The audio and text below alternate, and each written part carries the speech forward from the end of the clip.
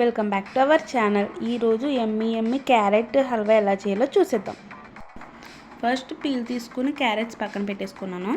చూపించిన విధంగా వీటిని తురుముకోవాలి. ఇలా తురుముకున్న వాటిని కూడా పక్కన పెట్టేసుకుని కడాయి పెట్టుకుని దాంట్లో 2 టేబుల్ స్పూన్ నెయ్యి వేసుకుని హీట్ అయిన తర్వాత డ్రై ఫ్రూట్స్ వేసుకుని మీడియం ఫ్లేమ్లో మిక్స్ చేసుకోవాలి. ఇప్పుడు అవి పక్కన పెట్టేసుకుని 3 కప్స్ నేను తురుముకున్న క్యారెట్ని వేసుకున్నాను. మనకి క్యారెట్ అనేది కంప్లీట్గా కలర్ చేంజ్ అవ్వాలి. చూడండి, చూపించిన విధంగా కలర్ అనేది చేంజ్ అయిపోయింది. ఇదే టైంలో మనం 2 కప్స్ ఆఫ్ మిల్క్ యాడ్ చేసుకోవాలి. 3 కప్స్ క్యారెట్ తురుముకి ఇక్కడ నేను 2 కప్స్ మిల్క్ యాడ్ చేస్తున్నాను. ఒకసారి వీటిని బాగా మిక్స్ చేసుకోవాలి.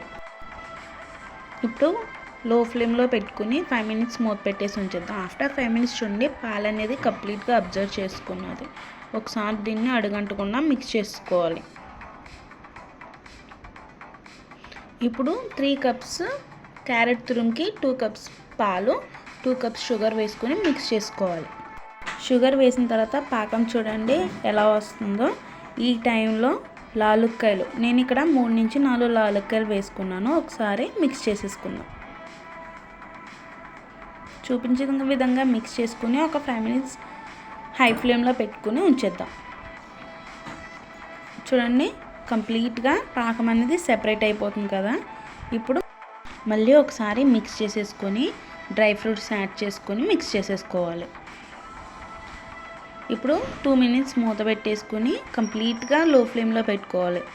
ఇప్పుడు చూడండి, మనం క్యారెట్ హల్వా అనేది పర్ఫెక్ట్గా కుక్ అయిపోయింది కదా. నేను చూపించిన విధంగా పర్ఫెక్ట్ కొలతలతో చేస్తే మన క్యారెట్ హల్వా అనేది చక్కగా కుదురుతుంది. చూస్తుంటేనే చాలా యమ్మీగా ఉంది కదా. మీకు కానీ నా రెసిపీ నచ్చినట్టయితే like, share and subscribe for more videos.